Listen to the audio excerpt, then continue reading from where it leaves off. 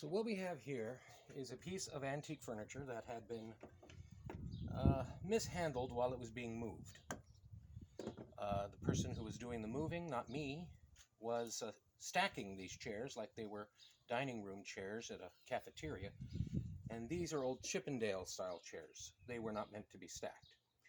So what has happened is a couple of these chairs in a stack, when the stack fell over, broke. And so the owner knows me. We work together in theater. She's a regular client, and she asked if I could try to repair the chairs. Now, I've gotten 3 out of 5 chairs repaired. This is the 4th chair, but this is not even the most damaged chair. One, I have to absolutely recarve a new back leg, and finding the wood for that is difficult. But for now, I'm just trying to take out the broken wood and clean out the mortise.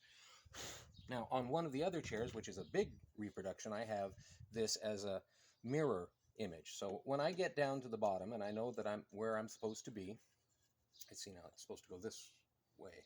No, that's there we go. As if this were the opposite side of the chair.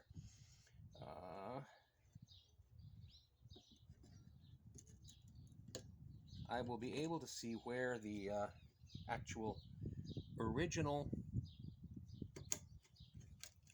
tenon went into the original mortise, and I'm going to find some material that this is a type of mahogany, I believe, just based on its color and characteristics. I mean, it is an ancient hardwood, and I do mean ancient because there were no such thing as new mahogany forests at the time that these were built. And see if I can't make basically a domino, because the mortise, the tenon has to go into a mortise that I have to cut into the other cross piece where it broke off, and also go into this piece. So I might just double this tenon into the other piece. And these are at an angle. You can see that there is a bevel here. And I thought that that meant that the tenons were at a reverse angle, but they are not. So that kind of makes my job easier, but it also kind of makes my job tougher. So right now I'm just taking out this old mortise, or this old tenon. And I'm using an undersized 1/4-inch chisel to do this, because this is not actually 3/8 of an inch wide.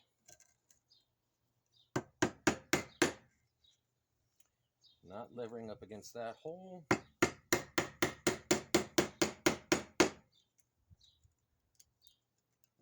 Staying away from that hole, that edge. And I have it clamped down here so that I can get to it more easily.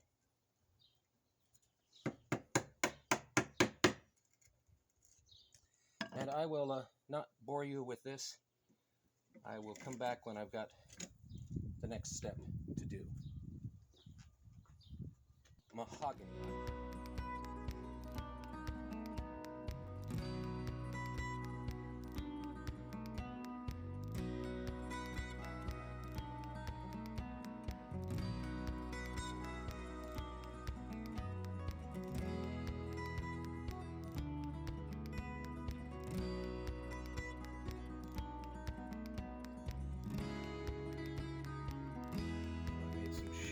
Made a number of tenons. This one's going to be reinforced.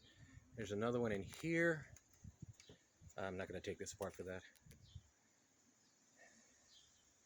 And then these are all ready to go back together.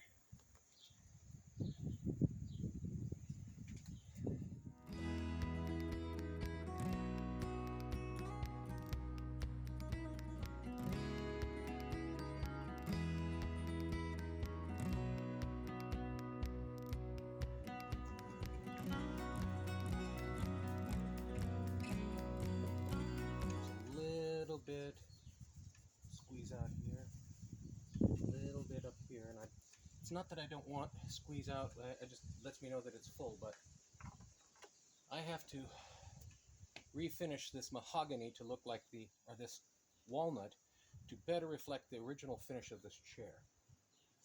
And that won't happen if there's epoxy on it. I keep on touching it, so let's stop touching it, Daniel.